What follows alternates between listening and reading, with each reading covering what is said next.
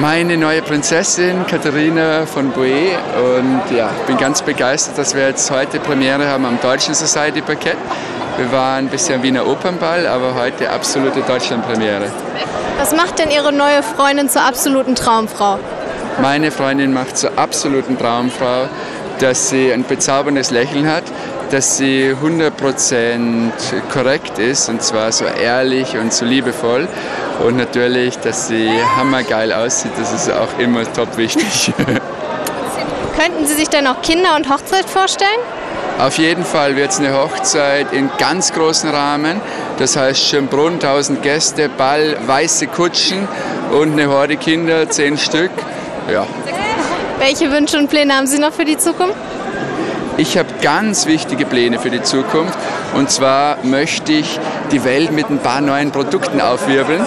Da habe ich mir wieder sehr spannende und lustige Sachen einfallen lassen, und vor allem auch habe ich mir gedacht, da es in Deutschland ja kein Will und Kate gibt, kommen jetzt Max und Kathi, und wir werden jetzt im deutschen Hochadel Deutschland ein bisschen präsentieren, und wir sind ja beide Deutsche und uns jetzt mal aus dem Schloss heraus wieder in die Öffentlichkeit begeben. Ich wünsche Ihnen noch einen schönen Abend. Dankeschön. Danke ebenso.